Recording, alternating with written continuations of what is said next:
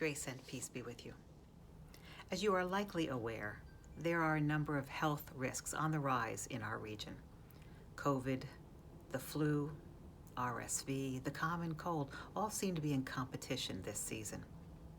As you may not be aware, a number of folks in our church community have fallen ill in recent weeks, and we find ourselves being reminded of the lessons that we learned at the start of the pandemic, lessons about wholeness and care for one another.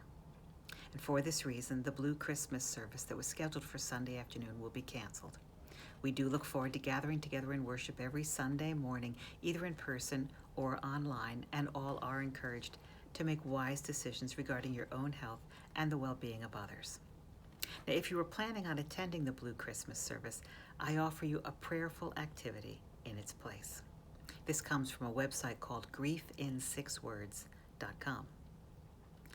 Legend has it that famous author Ernest Hemingway, out to lunch at the Algonquin, bet a table full of fellow writers that he could write a short story in just 6 words. His companions had their doubts, and they wagered $10 each to put Hemingway to the test. Now, as the story goes, Hemingway believed that the resulting story was his finest work ever. His 6-word story was, "For sale, baby shoes, never worn." Although the validity of that anecdote is of course contested, out of that very story a website called Grief in 6 Words was created. And on the site, people are invited to write their own 6-word story of grief or loss and explore the stories of others.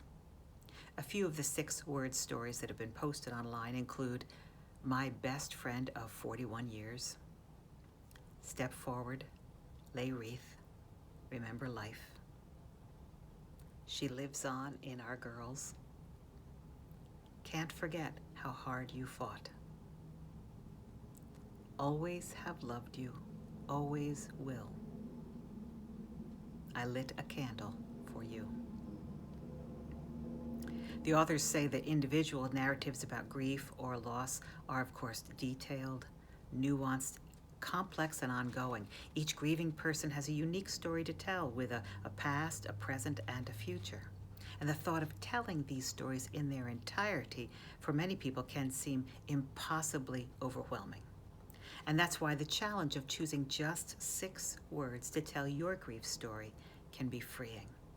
The 6-word story is unassuming, it's not complicated, it's manageable, and it's also surprisingly powerful. My own 6-word story might be food, hugs, conversation, hope it helped. What would your 6-word story be?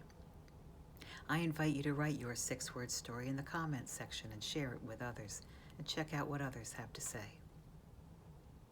Friends, as we have at this time of year, every year, we would remind you that you do not need to feel joy or be happy to have the Christmas spirit.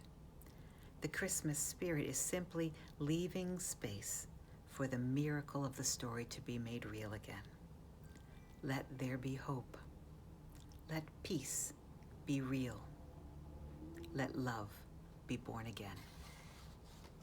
Amen.